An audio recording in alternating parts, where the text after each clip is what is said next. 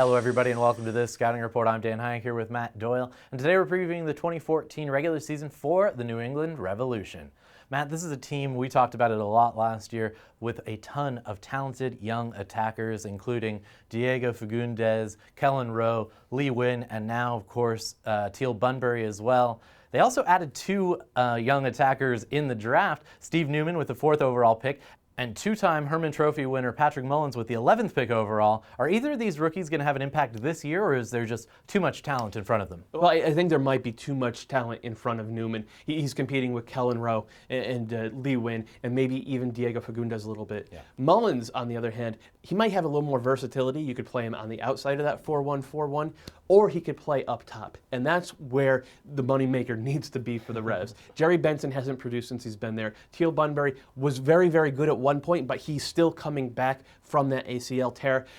Dimitri Mbongo looked more like a backup last year than a starter. So if Mullins can come in and do what he did in college, which was first and foremost, finish, yep, then he will earn himself playing time, and he can even be a difference maker for the Revs in the way that Deshaun Brown was last year for the Rapids. Now, the Revs made a big leap defensively last year, Jose Gonçalves anchoring the back line, and Matt Reis actually had a .72 goals against average, which was best among keepers that made at least 10 appearances. Unfortunately for the Revs, he's now in LA as a coach, which means it's up to Bobby Shuttleworth or Brad Knighton to take hold of that number 1 shirt. Who has the inside track? I think Shuttleworth probably does, because he's been there for a couple years now. He knows how to play the game the way Jay Heaps wants him to play it. And really, neither of these guys are Matt Reis-style goalkeepers. Yeah. Reis was exceptionally aggressive off his line. Both these guys are more stay-at-home.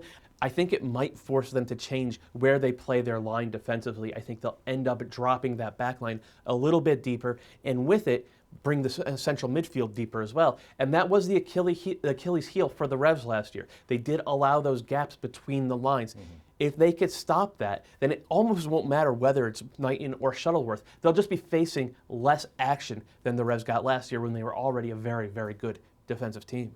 Now, this team surprised a lot of people by making the playoffs last year, but there is a lot more expectations this time around. Can they match it? Can they make the playoffs for a second year in a row? I think they should expect to make the playoffs for a second year in a row, despite the fact that they're missing Juan Agudelo, who was so crucial in everything they did last year. But you have to hope that Diego Fagundes can continue his 2013 form into 2014. And Kellen Rowe, he's the guy that they have to hope makes a big leap, because he has darkhorse MVP type talent. He can get out there and be a difference maker every game if he has his head right. If he does, then the Revs are contenders in the East. If he doesn't, then I think they should probably make the playoffs anyway, but that ceiling gets a little bit lower. Kellen Rowe, actually 7 goals and 8 assists last year. Yeah. An impressive sophomore campaign. He could do double figures in both in 2014 if things go right for him. All right, well, we'll find out how it starts off for him and the Revolution on March 8th. They kick off against the Houston Dynamo at 8:30 p.m. Eastern Time. You can watch it on MLS Live.